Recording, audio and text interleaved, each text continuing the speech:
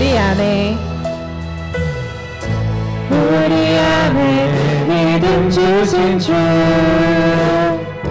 믿음 안에 섬김으로 자라게 하시네. 우리 몸의 머리 되신 주 우리 몸의 머리 되신 주 서로 다른 모습 안에 주 영광 임하시네. 우리는 주의 교회 주의 사랑 함께 하시네.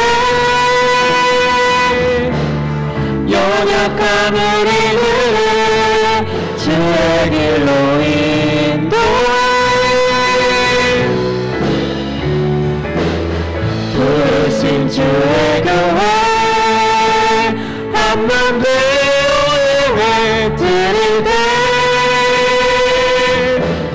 주의 뜻 보이시며 주님을 함께 하소서.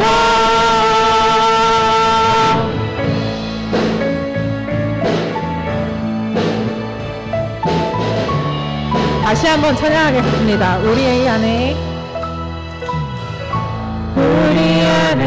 믿음 주신 주 믿음 안에 섬김으로 자라게 하시네. 우리 몸의 머리 되신 주 서로 다른 모습 안에 주 영광 임하시네. 우리는 주의 교회 주의 사랑 함께 하시네.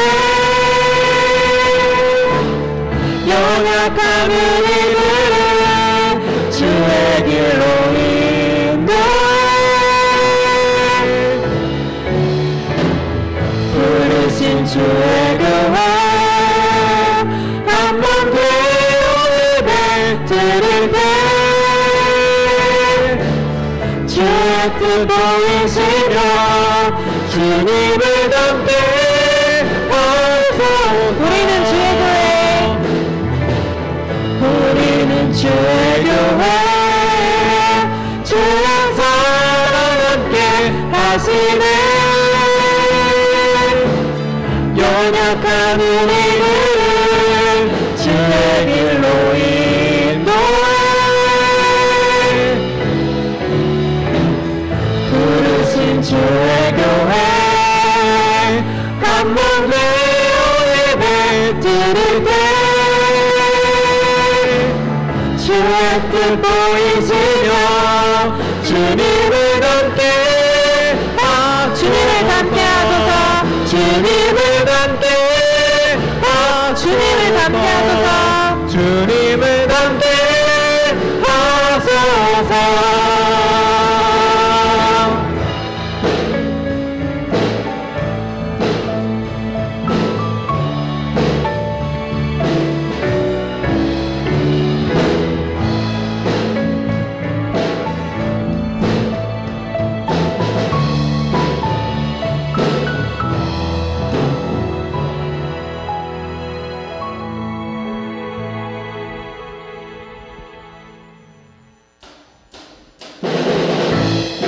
계속해서 다 같이 박수 치면서 찬양하실까요?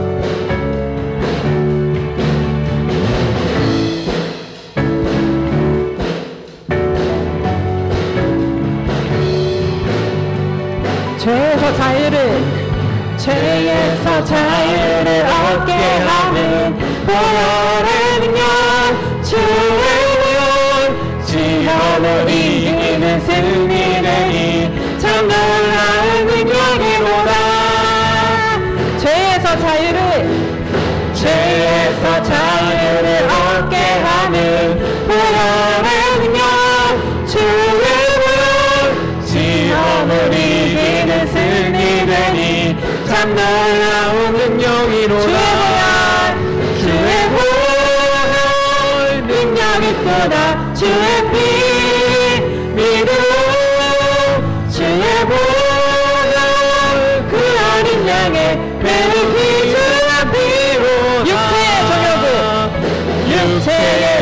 영역을 이길 힘은 보혈의 능력 주의 보혈 정결한 마음을 얻게 하니 참 놀라운 능력이로다 주의 보혈 능력이 또다 주의 피 믿음으로 주의 보혈 그 어린 양의 매우 귀중한 피로다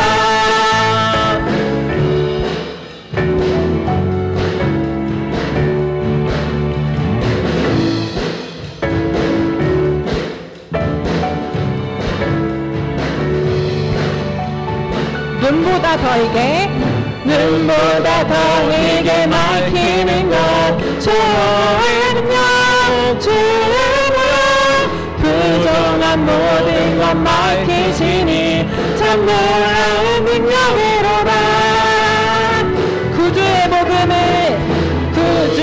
복음을 전할 제목 보혈의 능력 주의 보혈 날마다 나에게 찬송 주니 참 놀라운 능력이 주의 보혈 능력이 크다 주의 피 믿음으로 주의 보혈 그 어린 양의 매우 귀중한 피로 주의 보혈 능력이 크다 주의 피 믿음으로 주의 보혈 그 어린 양의 매우 귀중한 피로 목소리로 맞춰나갈까요? 주의 보혈 능력이 또다 주의 피 믿음으로 주의 보혈 그 어린 양의 매우 귀중한 피로다 주의 보혈 능력이 또다 주의 피 믿음으로 주의 보혈 그 어린 양의 매우 귀중한 피로다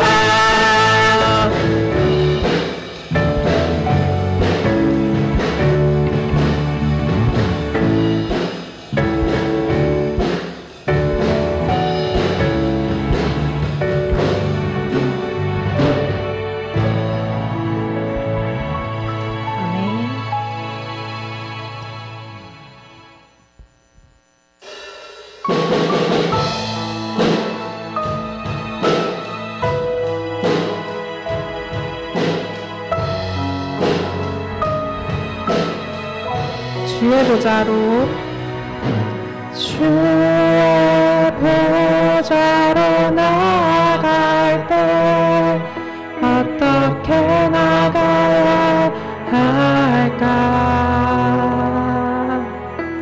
나를 구원한 주의 십자가 그것을 믿으며 가네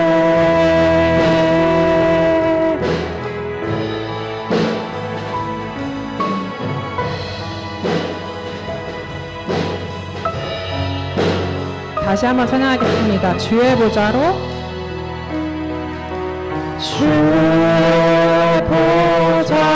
나아갈 때 나 여전히 부족하나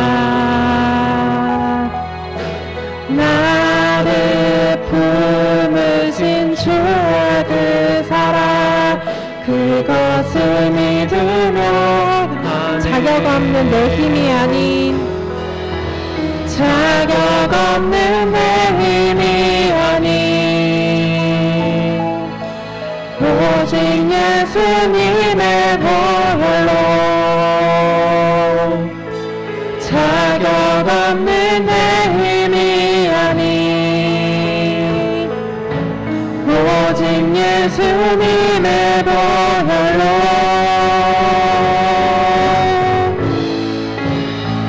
십자가의 보혈 완전하신 사랑 힘입어 나아갑니다 십자가의 보혈 완전하신 사랑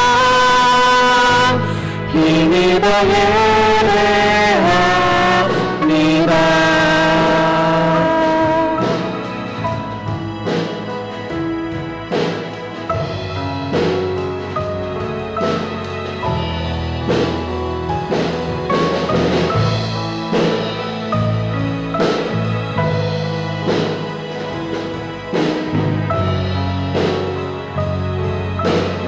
주의 보좌로 나아갈 때에 주의 보좌로 나아갈 때 나 여전히 부족하나 나를 품으신 주의 그 사랑 그것을 믿으며 자격 없는 내 힘이 아닌 자격 없는 내 힘이 아닌 오직 예수님의 보혈로 자격 없는 내 힘이 아닌 오직 예수님의 보혈로 십자가의 보혈 십자가의 보혈 완전하신 사랑 힘입어 나아갑니다. 십자가의 보혈 완전하신 사랑 힘입어 십자가의 보혈입니다. 십자가의 보혈 완전하신 사랑 힘입어 나아갑니다. 십자가의 보혈 완전하신 사랑 힘입어 예배합니다.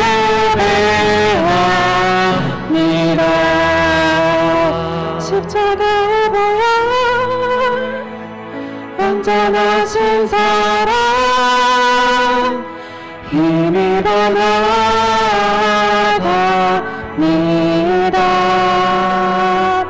십자가의 보혈 완전하신 사랑 힘입어 예배합니다.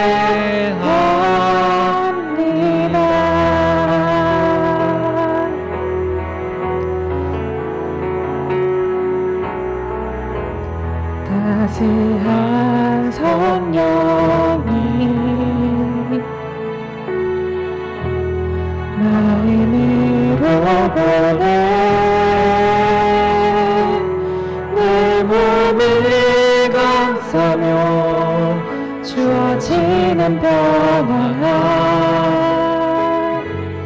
만족감을 느끼네.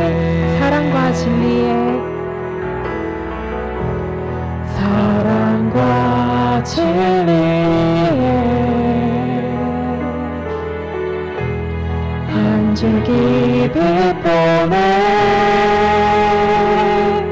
내 맘을 감싸며 주어지는 평안 그 사랑을 느끼네. 부르신 곳에서 나는 예배하네. 어떤 상황에도 나는 예배하네. 부르신 곳에서 나는 예배하네. 어떤 상황에도 나는 예배하네. 따스한 성령님 따스한 성령님 마음으로 보내 내 맘을 감싸며 주어지는 평안 만족감을 느끼네. 사랑과 진리에 사랑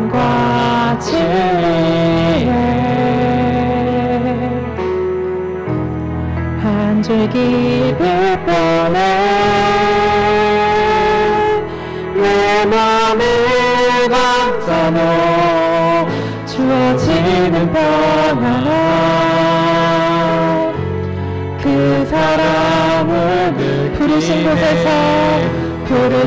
곳에서 나는 예배하네 어떤 상황에도 나는 예배하네 부르신 곳에서 나는 예배하네 어떤 상황에도 나는 예배하네 내가 걸어갈 때 길이 되고 살아갈 때 삶이 되는 그곳에서 예배하네 내가 걸어갈 때 길이 되고 살아갈 때 삶이 되는 그곳에서 예배하네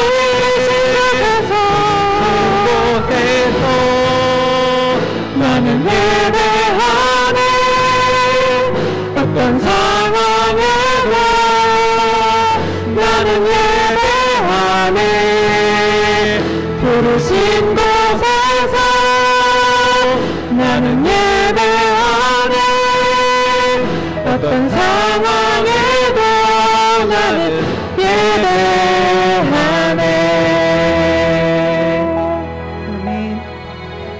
주님께서 우리를 이 자리에 불러주셨습니다. 온전한 믿음과 온전한 사랑을 가지고 주님 앞으로 나아가길 소망합니다. 다 같이 예배를 위해서 기도하시겠습니다.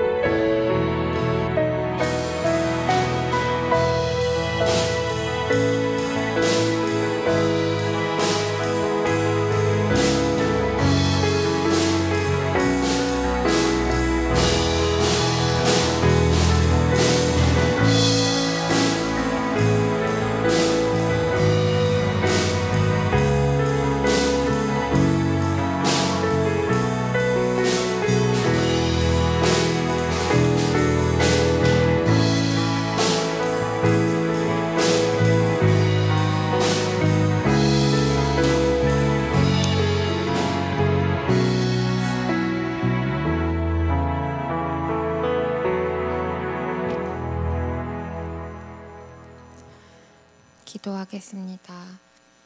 하나님 아버지 감사합니다. 이렇게 청년들이 또 한 자리에 모여서 예배하는 공동체로 모일 수 있게 해주심을 감사합니다. 한 주 동안 각자의 삶에서 살아오면서 관계에서의 어려움, 개인 내적인 고민들 가지고 치열하게 살아왔습니다. 하나님 아버지 대부분 실패로 끝나는 게 다수인 저희의 여러 가지 어려움 가운데에 그 마음 그냥 가지고 이 자리에 나와왔습니다. 하나님 아버지 저희의 마음을 하나님께는 솔직하게 다 보여드리고 도움을 구하는 시간 되길 원합니다. 하나님 아버지 예배 드리게 해주심을 감사드리고 저희의 공동체 가운데 청년들 관계 가운데 하나님 함께하여 주셔서 저희가 교제할 때에 그냥 지나가는 시간을 때우기 위한 것이 아니라 정말 마음을 나누고 삶을 나누는 교제가 되게 도와주세요. 하나님 아버지 이제 이번 주에 추석이 있습니다. 고향으로 가서 가족들과 또 행복한 시간, 사랑이 넘치는 시간들 되게 해주시고 만약 각자의 청년들 가정 가운데에 좀 어려움이 있다면 지금 당장은 이해가 되지 않지만 그 어려움 가운데에서 포기하지 않고 하나님 붙들고 하나님께 질문하는 청년들 되게 도와주시옵소서. 이제 예배 드립니다. 말씀 듣습니다. 목사님 말씀 들을 때에 저희의 마음과 귀가 열려서 말씀을 받아들이고 그 말씀 가운데 하나님께서 하시는 말씀을 저희가 들을 수 있도록 저희의 메마르고 딱딱해진 마음을 하나님 풀어주시옵소서. 감사드리며 예수님 이름으로 기도드립니다. 아멘.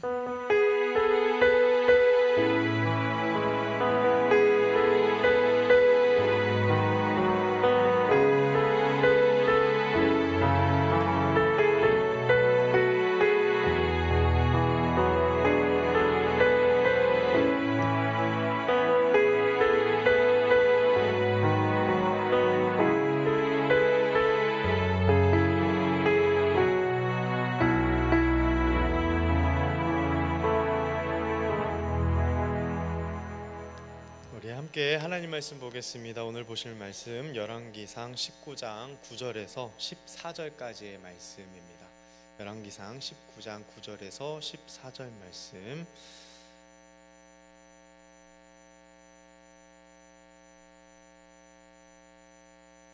계속해서 엘리야 본문을 보고 있는데요. 우리 교독하여 읽고 마지막 절은 합독하여 읽겠습니다. 제가 먼저 9절 읽겠습니다. 엘리야가 그곳 굴에 들어가 거기서 머물더니 여호와의 말씀이 그에게 임하여 이르시되 엘리야야 내가 어찌하여 여기 있느냐.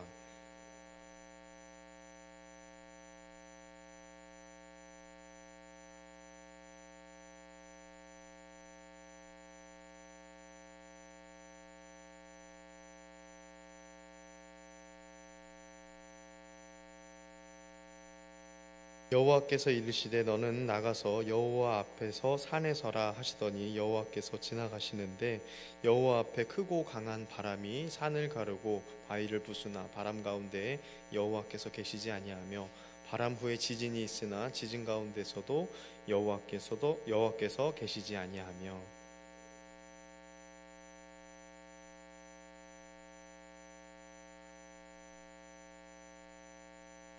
엘리야가 듣고 겉옷으로 얼굴을 가리고 나가 굴 어귀에 섬에 소리가 그에게 임하여 이르시되 엘리야야 네가 어찌하여 여기 있느냐. 그가 대답하되 내가 만군의 하나님 여호와께 열심히 유별하오니 이는 이스라엘 자손이 주의 언약을 버리고 주의 제단을 헐며 칼로 주의 선지자들을 죽였음이오며 오직 나만 남았거늘 그들이 내 생명을 찾아 빼앗으려 하나이다. 아멘. 네, 여러분 오늘 주일 청년부 예배 잘 나오셨습니다. 제가 오늘도 뒤에 그 초콜릿이 준비되어 있습니다. 여러분 드시고 더 말씀에 집중하시는 게 더 은혜가 되는 줄 믿으시기 바랍니다. 네, 말씀에 더 집중하시려면 뒤에서 초콜릿 괜찮습니다. 가져가셔서 또 드시면서 말씀에 집중하여 들으시길 바랍니다. 이번 주 여러분 그 목요일 추석 연휴 굉장히 긴 연휴가 이제 시작이 됩니다. 우리 마음은 벌써 연휴가 시작된 것 같은 느낌을 받죠. 마음이 좀 붕 뜨는 그런 느낌이 좀 있네요. 여러분 모처럼 긴 연휴의 시작 참 많이 쉬시고 또 지친 마음들 좀 풀어지는 그런 귀한 시간 되시길 바랍니다. 여러분 오늘 말씀을 한번 볼까요? 오늘 말씀을 보면은 우리가 지난주 말씀 여러분 기억나실지 모르겠습니다. 우리 지친 엘리야 밥 먹을 기력도 없어서 하나님이 밥 먹이시고 재우시고 그렇게 회복되게 하셨죠. 그런데 그것이 끝이 아니었습니다. 그것이 다 하나님께서 회복하게 하신 어떤 플랜이 전부가 아니었다 이 말입니다. 육신의 기력을 회복하는 일은 어떻게 보면 출발점에 해당될 것입니다. 그러니까 엘리야는 지금 어떻게 된 거예요? 이제 막 정신이 돌아왔어요. 그리고 움직일 수 있는 기력이 생긴 거예요. 그래서 이제 일어서서 움직이고 무언가를 듣고 말할 수 있는 그런 기력이 회복되었을 뿐입니다. 여러분 하나님께서는 어떤 때는 정말 말도 안 되게 강권적인 역사로 단번에 우리를 회복시키실 때도 있지만 어떤 때는 또 어떻습니까 여러분? 되게 오랜 시간을 들이셔서 그렇게 회복시켜 주실 때도 있습니다. 작은 상처들이야 우리가 훌훌 털고 일어나면 그만이지만 정말 유례없는 큰 상처는 더 그 상처가 아물는데 시간이 더 많이 드는 법입니다. 8절 말씀 여러분 보세요. 8절 엘리야가 하나님의 산 어디에 섭니까? 호렙산에 섭니다. 호렙산. 하나님의 산 호렙산. 여러분 호렙산은 신의 산이라고도 불립니다. 여기는 어딘가요? 지난주에 말씀드린 것처럼 모세가 하나님의 부르심을 받았던 곳이고 이스라엘 백성들이 하나님의 말씀을 받았던 곳입니다. 그래서 이곳을 무엇이라고 하냐면 하나님의 산이다라고 그렇게 부릅니다. 그러니까 하나님께서도 하나님을 만날 만한 하나님이 말씀하실 만한 탁월한 장소를 섭외하시고 이곳에서 엘리야를 부르십니다. 하나님의 음성으로 찾아오십니다. 이제 하나님과 엘리야의 대화가 시작이 됩니다. 사실 저는 이렇게 보입니다. 오늘 이 본문은 엘리야의 흑역사다. 저는 그렇게 생각해 보았습니다. 왜 그런가요? 엘리야 입장에서는 좌절하고 무서워서 두려워서 도망갔는데 어떻게 한 거예요? 마치 동산 위에 그 처음으로 범죄한 아담과 하와가 숨었을 때 하나님께서 찾아내셨던 것처럼 엘리야에게도 마찬가지로 사실은 그 사명을 제대로 감당하지 못하고 도망갔던 그 엘리야를 부르셔서 대화를 하는 거기 때문에 그렇습니다. 약간 흑역사죠. 그런데 여러분, 이러한 대화가 성경에 왜 이렇게 길게 서술이 되어 있을까? 저는 성경은 우리에게 무엇을 말하고 있는가? 과정의 이 신앙이 얼마나 중요한가? 한번 따라해 볼까요? 과정의 신앙. 과정의 신앙이 우리에게 얼마나 중요한지를 우리 인생 속에서, 우리 현실 속에서 그것이 얼마나 중요한지를 말하고 있기 때문에 이 대화를 길게 우리에게 소개하는 것이다 생각합니다. 여러분, 지극히 평범하고 너무나 다양한 여러분들 개개인의 각자의 삶에서 때로는 사소한 잡담같이, 때로는 가벼우면서, 또는 때로는 너무나 무거운 여러분들의 현실이 분명히 여기 이 말씀을 통해 조명되셔야 합니다. 사실 오늘 영화를 보려고 했는데 여러분 혹시 카톡을 확인하셨습니까? 오늘 원래 영화를 보려고 했는데 그 영화가 그러한 내용들을 좀 담고 있어요. 다양한 캐릭터들이 어떻게 서로 그 삶이 조율되고 나아져가는 과정을 그리고 있는가, 그 과정에 대한 얘기를 하거든요. 여러분, 우리 현실은 아무리 작고 사소하더라도, 또는 아무리 크고 무겁더라도 이 동일하게 우리의 이 삶의 현장은, 그 과정은 정말 중요하고 정말 소중하다라는 거. 여러분 인생, 여러분들 어떻게 평가하고 계십니까? 내 인생 여러분 평가지 할 때 여러분 몇 점을 주고 계세요? 어떤 분들은 별로 그렇게 큰 가치를 매김하지 않는 분들도 있는 것 같습니다. 그런데 여러분, 과정을 하나님께서는 주목하고 계시고 그 안에서 하나님의 역동적인 일하심을 과정마다 하나님은 채워가고 계신다. 여러분 믿으십니까? 여러분들의 삶의 그 과정을 채워주시는 그런 아름다운 공간으로 삼고 있습니다. 조금 더 와닿게 설명을 해볼게요. 여러분, 멋진 크리스찬 되고 싶죠. 저도 멋진 크리스찬이고 싶습니다. 그런데 아무리 멋진 크리스찬이다 하더라도 우리는 곧잘 달려가다가도 어떻게 합니까? 넘어지고 꼬꾸라집니다. 저는 그럴 수 있다고 생각합니다. 왜요? 우리의 신앙은 과정의 신앙이고 우리의 모든 것들의 과정들은 항상 좋을 수는 없다. 항상 좋을 수는 없기 때문에 그렇습니다. 안 넘어지면 그것도 이상한 인생이에요. 어리석은 실수를 할 수 있는 게 저와 여러분들 인생입니다. 그렇기 때문에 여러분, 이 과정의 신앙, 여러분 지금도 시행착오를 겪어가는 이 순간순간들이 여러분 되게 중요하다는 거, 여러분 정말 가치 있게 여기시길 간절히 소망합니다. 여러분 9절 말씀에 보면, 한번 9절 다시 한번 읽어볼까요? 시작. 엘리야가 그곳 굴에 들어가 거기서 머물더니 여호와의 말씀이 그에게 임하여 이르시되 엘리야야 내가 어찌하여 여기 있느냐. 아멘. 자, 여러분, 엘리야에게 하나님께서 이렇게 묻습니다. 엘리야야 네가 어찌하여 여기 있느냐라고 묻습니다. 그러니까 고생한 엘리야에게, 어떻게 보면 좀 진이 빠진 엘리야에게 야, 너 너무 힘들었지? 이렇게 말씀하실 수도 있었어요. 그렇기도 하고, 또는 하나님이 조금 너무 실망하셨다면 엘리야야 나 너 실망했어. 난 너한테 되게 실망감이 커. 이렇게 얘기하실 법도 한데 어떻게 얘기하셨나요? 네가 어찌하여 여기 있느냐라고 물으시는 거예요. 네, 여러분 참 이렇게 질문해 오실 때가 되게 많아요. 성경에 부활하셔서, 예수님께서 부활하셔서 이제는 무덤에 계시지 않을 때 마리아가 그 무덤에서 눈물로 막 울고 있을 때 천사를 통해서 뭐라고 하시냐면, 또 직접 말씀하실 때도 뭐라고 하냐면 왜 어찌하여 우느냐라고 질문하세요. 그죠? 그리고 아까 제가 얘기한 것처럼 창세기에서 범죄하여 숨어버린 아담에게 뭐라고 하세요? 네가 어디냐? 이렇게 물어보신단 말이에요. 그러니까 여러분, 이런 질문으로 하나님께서 첫 대화를 여실 때 저는 이렇게 받아들이셨으면 좋겠어요.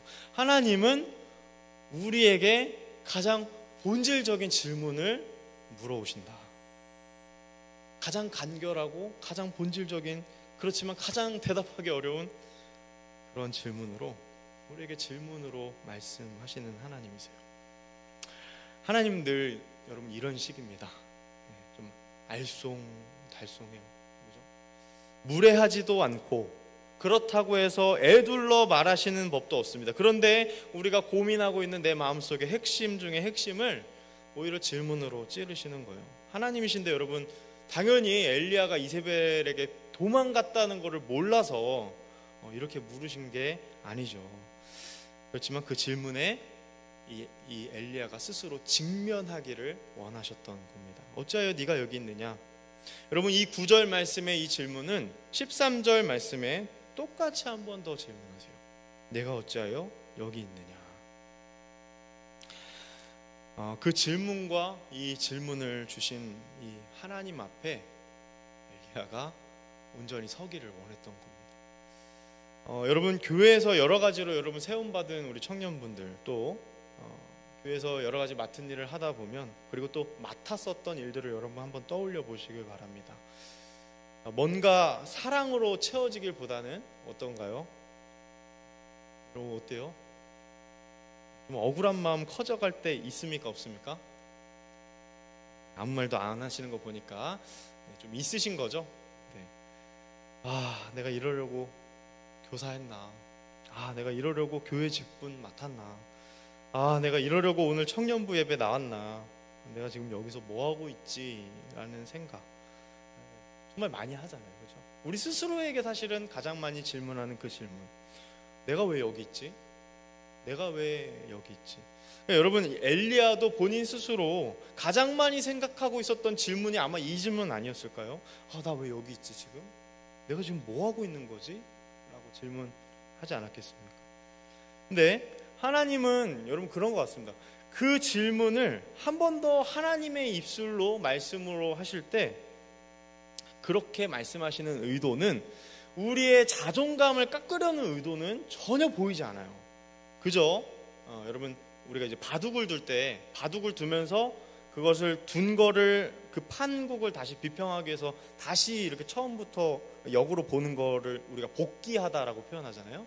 그러니까 하나님께서 우리에게 이러한 질문, 내가 정말 많이 했던 그 질문을 하나님의 입술로, 하나님 말씀으로 다시 주실 때는 우리 스스로 다시 한번 그 복기할 시간을 우리에게 주신다는 거예요. 천천히 우리 보고 생각해보라 라고 다시 한번 제안하신다라는 겁니다. 즉, 하나님은 우리에게 생각할 시간을 주시는 것입니다. 여러분, 하나님은요, 우리에게 생각할 시간을 주세요. 생각할 시간. 혼내고 타이르는 것은 차후예요, 차후. 우리가 과연 지금 왜 여기에 있는지를 하나님께서 야, 너 이래서 이렇게 된 거야 라고 이야기하시기보다는, 답을 이야기하시기보다는 너가 왜 여기 있을까?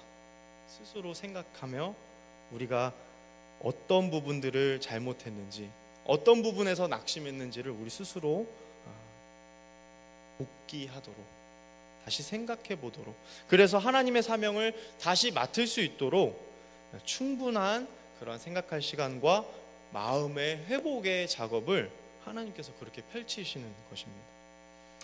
다시 말하지만 여러분, 하나님은 혼내켜서 여러분 마음 갈기갈기 찢으실 의도가 없으세요. 하나님은 우리의 길을 팍팍 죽여가면서 당신의 일을 하시지 않습니다. 그렇지만 스스로 어떤 결정을 내려서 그 믿음에 반영된 행동으로 지금 내가 여기에 있게 되었다라는 것을 스스로 생각하고 보도록 하십니다. 이것은 여러분 우리가 생각해야 돼요. 이거는 우리가 반드시 해야 하는 일입니다. 하나님은 내가 가장 피하고 싶고 두려워하는 것이 무엇인지 정확하게 아세요. 그래서 그 질문을 하십니다. 그것을 하실 뿐이에요. 우리 역시 마음이 정말 회복되기를 원한다면 질문하시는 그 하나님에 서야 할 줄 믿습니다. 나거나 내가 어찌하여 여기 있는가. 여러분들의 이름을 한번 넣어서 한번 여러분 스스로 하나님이 이렇게 질문하신다 생각해 보시기 바랍니다.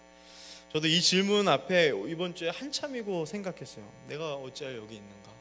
내가 지금 무엇을 하고 있는가?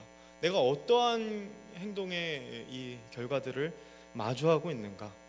여러분들도 이곳에서 지금 여러분들에게 질문하신 하나님 음성에 설 수 있기를 바랍니다. 자, 그러면 여러분 엘리야는 무엇이라 대답했는가? 10절 말씀, 우리 10절도 같이 한번 읽어볼게요. 시작. 그가 대답하되 내가 만군의 하나님 여호와께 열심히 유별하오니 이는 이스라엘 자손이 주의 언약을 버리고 주의 제단을 헐며 칼로 주의 선지자들을 죽였음이오며 오직 나만 남았거늘 그들이 내 생명을 찾아 빼앗으려 하나이다. 아멘. 자, 여러분 이거 한번 집중해 보세요. 이 10절 말씀에 굉장한 엘리야의 그 울분과 이 감정과 마음이 응축되어 있어요. 이거를 이렇게 얘기하는 거예요. 하나님, 주의 선지자들, 당신이 세운 주의 선지자들 다 죽은 마당에 저만, 오직 저만 하나님의 열심이 있어서 저만 남았고 여태껏 지금까지 열심히 버텨와서 최후의 1인이 되었습니다 라고 지금 엘리야가 하나님께 그렇게 얘기한다는 거예요. 그러니까 이거를 좀 현대식으로 좀 우리 버전으로 하면 이런 표현입니다. 하나님, 저 이제 저만 남았어요. 제가 어떻게든 술자리 고사하고 정말 하나님 어떻게든 남들하고 다 하는 거 다 세상 행락 다 그런 거 멀리 하면서 세속에 물들지 않고 교회에서 이 모양 저 모양으로 주일날만큼은 정말 하나님 잘 섬겼는데요. 제가 하나님을 향한 유별날 열심히 있어서 그래도 끝까지 하나님께 최선을 다했는데 정말 돌아오는 게 없습니다. 하나님, 아무도 제가 전하는 복음에 귀 기울이지 않고 제 삶에 별로 관심이 없습니다. 하나님, 나름대로 저 최선을 다했는데 이제 저만 남았습니다. 이렇게 얘기하는 거예요. 저도 여기까지인 것 같습니다 라고 얘기하는 겁니다. 근데 여러분, 이 이야기를 우리 주님께서 9절과 13절 말씀에 동일하게 질문하셨던 것처럼 엘리야 역시 뭐라고 하냐면 동일하게 말을 하고 있어요. 동일하게 이 대답을 14절 말씀 보면 그러니까 토시 하나 틀리지 않고 똑같이 완전 외워서 하듯이 얘기를 했다는 거예요, 하나님께. 근데 여러분, 여기서 우리가 엘리야의 마음을 확인할 수 있습니다. 뭐예요? 엘리야는 속상한 거예요. 엘리야는 하나님께 하고 싶은 말이 많았던 거예요. 하나님, 저 사실 할 말 많거든요. 이런 마음이에요. 내가 지금 이런 처지가 된 거, 하나님, 제가 멍청해서 무지해서 그렇게 된 게 아니고요. 하나님, 저 광야에서 그렇게 해서 도망쳐 나온 거 아니고요. 제가 이래서 이렇게 됐고 이래서 이런 역경을 겪었지만 제가 그래서 이렇게 된 거 제가 너무나 잘 알고 있는데 라고 엘리야는 지금 말하고 싶은 거예요. 여러분, 저는 이런 본문의 신앙생활을 제가 그냥 스스로 이름을 붙였어요. 최후의 1인 신앙생활이다 라고 한번 붙여봤습니다. 한번 사진 한번 보여주실래요? 여러분, 골든벨 아시죠? 옛날에 보셨나요? 혹시 본 분? 보신 분들은 저와 함께한 세대. 네. 이거 보면은 저도 이제 어릴 때 봤던 게 기억이 나요. 보면은 제가 무슨 생각을 했냐면 보면서 너무 저 맞춰야 되는데 그때 이제 고등학생 막 이렇게 형 누나들 막 이렇게 나오니까요. 근데 보면서 참 저 자리에 있으면 얼마나 뿌듯할까 이런 생각 많이 했고요. 제가 많이 생각했던 게 뭐냐면 골든벨 못해도 최후의 1인만 되면 자랑할 게 좀 있어서 좀 부럽다. 제 마음이 좀 그렇죠? 좀 그런 생각을 좀 했어요. 내가 최후의 1인만 돼도 그래도 나 골든벨까지는 아닌데 최후의 1인까지는 남았어, 뭐 이런 얘기 좀 자랑할 수 있지 않겠어요? 그러니까 그러한 게 조금 생각이 났습니다, 오늘 본문을 준비하면서. 여러분, 최후의 1인 신앙생활 뭡니까? 열심히 없으면 물론 거기까지 갈 수 없는 거 맞아요. 인정할 수밖에 없죠. 하나님 그만큼 사랑했고 하나님 그만큼 너무나 열심을 다해서 섬기길 원했으니까 엘리야가 지금 이렇게 남아있는 거겠죠. 그런데 최후의 1인 신앙생활은 하나님 맡겨주신 사명 다 못해도 나는 그래도 오직 나만 남았다, 이 생각이, 떳떳함이 하나님 앞에는 있다. 그러니까 할 말이 있는 게 문제가 되는 거예요. 말이 있는 게, 할 말이 내 속에서 자꾸 많아지는 게 문제가 되는 게 바로 이 최후의 1인 신앙생활 아닐까 생각해 봤습니다. 여러분, 우리 내면에 할 말이 많아지고 있다는 거, 그것은 내가 더 치료받고 회복되어야 하고 바뀌고 성장해 가야 할 어떤 것이 여전히 남아있다라는 걸 의미하는 것이지, 그게 내 어떤 영예로운 배지 같은 게 되어서는 안 됩니다. 아직도 여러분 내 마음에 뭔가 내면에 엉켜있고 앙금이 남아있고, 사람들 만날 때마다 불편한 그동안 어떤 나의 수고와 아픔과 이러한 고통의 짐으로 인해서 토해내지 못한 뭔가가 내 마음에, 내면의 말이 너무 많아서 다른 사람들을 힘들게 하거나 정죄하거나 마음이 꼬여버리게 되면 이게 너무 힘들게 되는 겁니다.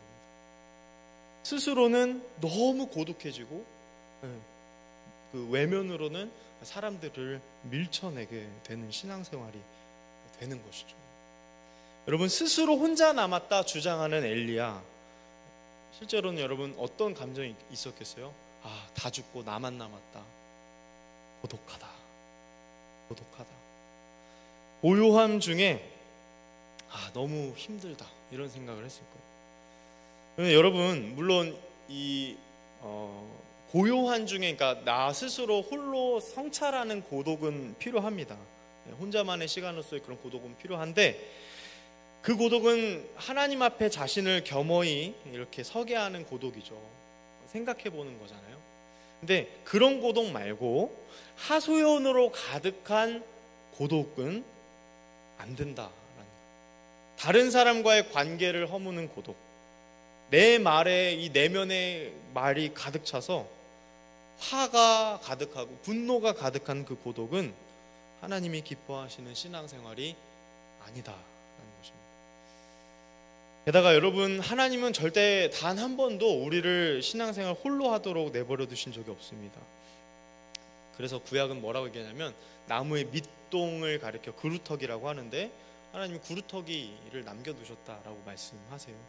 그러니까 내가 정말 참 찐 크리스천이야, 나만 남았어 라고 생각한다 하더라도 하나님은 나 말고도 분명히 진짜 믿음 생활 각자의 자리에서 정말 열심히 하는 사람들을 분명히 하나님께서는 세워가고 계신다, 이 생각 여러분 하시길 바랍니다.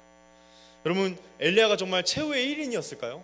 실제로 본인이 말한 것처럼 최후의 1인이었을까요? 아니에요. 본인도 알고 있어요. 본인도 누구를 만났냐면 한 사람을 만납니다. 여러분, 열왕기상 18장 3절만 읽을게요. 제가 시간이 없으니까. 아합이 왕궁 맡은 자 오바댜를 불렀으니 이 오바댜는 여호와를 지극히 경외하는 자라 라고 되어 있습니다. 여러분, 이 사건이 벌어지기 전에 엘리야와 아합 왕에서 일하고 있는 왕궁 맡은 자 오바댜라는 사람이 만나게 돼요. 그러니까 아합 왕의 신하인 오바댜는 근데 하나님을 경외하는 자라고 했단 말이에요. 그러니까 엘리야와 오바댜가 만났어요. 저는 약간 여기서 좀 가슴이 웅장해졌는데, 여러분 축구 좋아하십니까? 축구? 그러니까 저는 약간 김민재와 손흥민이 이렇게 만나는 듯한 느낌? 좀 표현이 그랬나요? 한 필드에서 신앙의 대가가 서로 만난 거예요. 본인도 만났다고요, 엘리야가 이 오바댜를. 근데 오바댜는 어떤 일을 했냐면 그 제2차 세계대전 때 신들러가 한 1200명 유대인 살렸던 것처럼 오바댜도 하나님의 사람 100명을 몰래 숨겨줬어요. 먹을 걸 주면서. 본인도 그렇게 만났던 기억이 있으면서도 불구하고, 당연히 아합 왕이 그리고 이세벨이 안 죽었으니까 오바댜 당연히 살아있을 거 아닙니까? 근데 다 죽고 나만 남았다라고 지금 그 생각을 못하고 있는 거예요. 그러니까 잘못 집은 거라는 겁니다. 그러니까 여러분, 지금 엘리야는 아예 대답할 거를 완전히 준비해서 하나님 앞에 대답을 한 겁니다. 근데 여러분 보십시오. 하나님께서 정말 엘리야에게 듣고 싶었던 이야기가 무엇이었을까? 하나님 정말 듣고 싶었던 이야기. 여러분, 예화를 하나 들어보면 초등학교 교실이 있었어요. 초등학교 교실에 애들이 막 놀다가 화분을 깼습니다. 그래서 흙이 막 난장판이 된 거예요. 그러다가 이제 선생님이 들어왔습니다. 선생님이 보면서 애들한테 이렇게 물어보는 거예요. 얘들아 괜찮냐? 어쩌다 이렇게 된 거야? 이렇게 물어봤습니다. 근데 아이들이 어쩔 줄 몰라 하다가 한 아이가 논리정연하게 이렇게 얘기하는 거야. 선생님, 사실은 저희가 잘 놀고 있었는데요, 저는 조심하라고 말도 했어요. 그런데 제가 그랬어요. 그러면 이제 어떻게 돼요? 그 제가 그 친구가 얘기해요. 아니요 선생님, 저는 제가 저를 밀어서 그런 거예요. 이렇게 이야기를 하는 겁니다. 여러분, 선생님은 누가 그랬는지를 묻고 싶었던 걸까요? 그게 아니에요. 그냥 지금 이게 왜 이렇게 됐는지 궁금했고, 그 솔직한 한마디를 듣고 싶었던 거예요. 그냥 놀다가 그랬다라고 얘기를 하기를 바랬고, 어떻게 됐는지 이미 선생님은 다 정황만 봐도 아는데 그 얘기 한마디 듣고 싶었던 거죠. 그러니까 엘리야가, 여러분, 엘리야에게 하나님께서는 이 한마디를 듣고 싶어 하셨던 거예요. 하나님, 사실 저 지금 너무 힘들어요. 저 지금 제가 저에게 일어나는 일 지금 소화하기가 힘들어요. 이 상황이 지금 무슨 상황인지 모르겠고 제가 여기 왜 있는지 모르겠어요. 저 너무 지쳤나 봐요. 이 한마디면 될 것을 그 얘기가 안 나오는 거예요. 하나님, 제가 다 알고 있고요, 오직 나만 남았어요. 하나님이 그 마음의 중심을 보시고 한 번 더 그래서 물으시는 겁니다. 더 생각해보라. 더 생각해보라. 여러분, 엘리야는 지금 승리를 주신 갈멜산에 있는 게 아니라 완전히 자신을 보게 하는 이 호렙산에 서 있게 하십니다. 여러분, 우리도 마찬가지입니다. 우리도 항상 우리가 사는 삶이 항상 하나님이 주시는 승리가 보장되어 있는 갈멜산일 수 없어요. 우리 인생도, 우리 청년부 예배 공동체도 황금기가 있다면 내리막길도 있는 거예요. 그게 과정이고 그게 우리 인생입니다. 우리는 곧 아저씨 아줌마가 될 겁니다. 저는 이미 됐습니다. 10년 전만 해도 제가 박해일 닮았다는 소리를 많이 들었는데 표정이 그런 소리를 들었어요. 그런데 지금은 저 밖에 나가면 배 나온 아저씨예요. 여러분, 좋은 시기도 있고 나쁜 시기도 있어요. 과정이라는 게 있어요. 근데 그 여러 과정과 시기들이 적절한 하나님의 작업으로 하나님이 우리를 이끄심을 우리가 믿지 않고서는 우리 역시 내 할 말만 가득한 사람이 되어버리게 된다는 거예요. 하나님, 저만 남았잖아요. 저만 교회에 남았잖아요. 가 되는 거예요. 열왕기상 19장 11절에서 12절 말씀 보면, 여호와께서 이르시되 너는 나가서 여호와 앞에서 산에 서라 하시더니 여호와께서 지나가시는데 여호와 앞에 크고 강한 바람이 산을 가르고 바위를 부수나 바람 가운데 여호와께서 계시지 아니하며 바람 후에 지진이 있으나 지진 가운데도 여호와께서 계시지 아니하며 12절 또 지진 후에 불이 있으나 불 가운데서도 여호와께서 계시지 아니하더니 불 후에 세미한 소리가 있는지라. 아멘.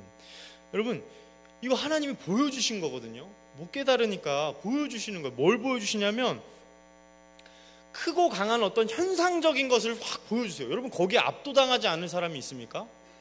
폭풍과 강한 바람과 지진과 불이 우리 눈에 막 보이는 거예요. 근데 거기 하나님 안 계신대요. 마지막 12절 말씀 보세요. 불 후에 세미한 소리에 하나님이 계셨어요. 여러분, 이건 무슨 의미일까요? 하나님이야말로, 여러분, 가장 할 말이 많으신 분 아니에요? 하나님이야말로 가장 지금 모든 상황을 꿰뚫고 있는 분 아닙니까? 그런데 하나님께서 그 할 말 안 하시고 질문하신다고요. 세밀한 음성으로 우리에게 말씀하시는 그 하나님. 그럼 정말 하나님 듣고 싶은 대답 우리가 할 수 있기를 바랍니다. 여러분, 여러분들의 삶의 과정에서도 분명 할 말 많을 거예요. 할 말 많을 겁니다. 그런데 하나님은 과연 지금 이 상황을 다 알고 계실 텐데 내가 지금 무슨 말을 해야 할까 생각해 보셨으면 좋겠습니다. 자신의 떳떳함, 내세울 것이 그런 것들만 남아있다고 한다면, 하소연으로 가득한 우리의 신앙생활의 고독이 마지막 종착역이라고 한다면 너무 슬플 거예요. 너무 슬퍼요. 그런데 그게 우리의 하나님께서 우리에게 짜주신 인생의 플랜의 종착역이 아니라는 거 여러분 믿으시길 바랍니다. 엘리야를 향한 다음의 사명이 있어요. 뭐냐면 엘리야가 너무 힘들죠? 하나님이 세우세요. 엘리사를 세우세요. 아람의 왕을 세우세요. 하사엘을 세우세요. 사밧의 아들 엘리사를 세우세요. 다 다른 사람들을 세워서 그 일들을 또 할 수 있도록 마중물 역할을 엘리야에게 맡깁니다. 여러분, 우리는 우리 실력만큼만 하면 돼요. 박영선 목사님 그 표현처럼 우리는 우리 실력만큼만 하면 되고 솔직하면 되고 하나님 앞에 하나님 저 진짜 못하겠는데요? 솔직해지시고 최선을 다하시되 그게 여러분들 안에 내면에 쌓여지는 최후의 1인 같은 신앙생활이 되면 안 됩니다. 비교보면 다 삶의 이유가 있었고 하나님께서 다 필요한 과정이어서 우리에게 주시고 훈련시키신 삶의 현장이었다. 이것이 여러분들에게 믿음으로 받아들여 주시길 간절히 소망합니다. 말씀을 정리합니다. 여러분, 우리는 혼자서 신앙생활하는 것이 아닙니다. 여러분, 나중에 이 말씀에 뭐라고 하시냐면 다 이야기 두 번의 대답을 하나님께서 이 엘리야에게 듣고 나서 너는 이렇게 해라 사명을 주시고 나서 뭐라고 하냐면 내가 7,000명을 남길 거야 라고 말씀하세요. 하나님은 다 플랜이 있어요. 각각의 삶의 플랜들이 있습니다. 최후의 1인 같은 게 아닙니다. 여러분 다 저마다 각자의 역할들이 있고 롤이 있어요. 어떤 사람은 오바데 같이 정말 정냄이 떨어지고 정말 견디기 어려운 그 아하방 밑에서 계속 선지자들을 살펴야 할 사람이 있는가 하면 이름 모를 엘리야의 사환처럼 내 이름은 드러나지 않더라도 엘리야 옆에서 수종드는 역할을 해야 될 사람이 있고요. 또 어떤 사람은 엘리야 같은 역할을 해야 될 사람이 있는 것이죠. 나만 남은 게 아니다. 나만 남은 게 아니에요. 여러분, 우리 모든 인생의 과정들 속에 하나님께서는 우리 모두에 대한 하나님의 계획이 있는 줄 믿으시길 바랍니다. 예상치 못한 장들이 여러분 열린 분들, 마음이 참 힘들고 마음이 많이 무너진 분들, 예상치 못한 어려움들을 지금 맡고 계신 우리 청년분들, 우리를 향한 하나님의 계획은 신실한 계획은 분명히 있습니다. 내 마음의 고독의 앙금을 키우지 마시고 생각해 보았을 때 내가 하나님께서 나에게 주신 그 배역은 무엇인가 여러분들이 찾으셔서 그 안에서 행복을 누리시고 하나님과 교제하시고 하나님과 동행하시는 우리 인생, 복된 인생 되시길 간절히 소망합니다. 우리 함께 기도하겠습니다. 환경이 너무 힘들고 이유 모를 답답함이 몰려올 때 하나님, 우리는 하나님께 점점 할 말이 많아집니다.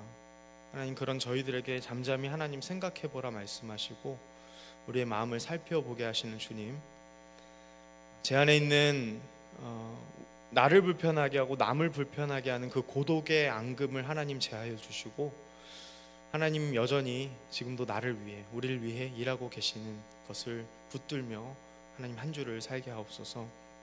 하나님, 이번 주 명절이 있습니다. 쉬는 것 좋지만 명절에 만나 불편해질 여러 상황들이 먼저 떠올라 벌써부터 마음이 불편한 우리 청년들이 있습니다.